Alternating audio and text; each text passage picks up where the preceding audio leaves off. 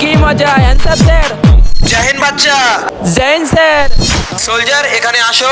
হ্যাঁ সোলজার আসছি। হ্যাঁ সোলজার বলো, আমাকে ডাকলে কেন? সোলজার বর্ডার গেটটা খোলা, বন্দুক পাগলটার হাতে। এখন যদি মেরে দেয় কাউকে তাহলে তো মেজর স্যার সাসপেন্ড করে দেবে আমাদেরকে। আরে ভাই, বন্দুক নিয়ে গুলি চালাচ্ছিস তুই? স্যারের কাছে বকা খাচ্ছি আমি। এরপরে যদি আর কোনোদিন বন্দুক নিয়ে গুলি চালাস তাহলে তোকে ছাড়বো না আমি। কি সোলজার, এই পাগলটা তোমার ভাই হয়? ভাই হয় তাই বর্ডারে কি করছে? না সোলজার, ও আমার নিজের ভাই না। ও ছোট থাকতে ওর মা বাবা মারা যায়, তাই ওকে আমি আমার সাথে রাখতে চাই। আর ও আমাকে অনেক ভালোবাসে, তাই ও আমার সাথে থাকতে চায়। ঠিক আছে সোলজার, তোমার ভাইকে তুমি তোমার সাথে রাখো। আর আমাকে 2 নম্বর বর্ডার যেতে হবে।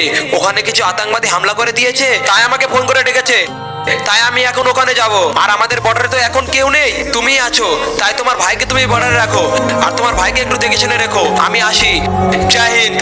জাহিদ, দেখো আমার ভাই, তুমি আমার সাথে বর্ডারে আছো ঠিক আছে, কিন্তু কখন এসব বন্দুক নিয়ে খেলা করবে না। যখন তখন কারোর বিপদ হয়ে যেতে পারে। ঠিক আছে দাদা। দাদা শুয়ে আছে, বন্দুকটা নিয়ে খেলা করবো আমি।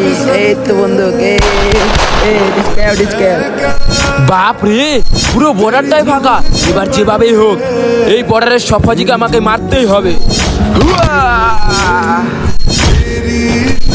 আরে ভাই, তুই এটা কাকে মেরে দিলি? তোকে বললাম না এই বন্দুক দিয়ে খেলতে না, কারোর বিপদ হয়ে যেতে পারে। আর তুই এটা কি করলি? সোলজার, তোমার ভাই একদম ঠিক কাজ করেছে। তোমার ভাই একটা আতঙ্কবাদীকে মেরে ফেলেছে। Very good.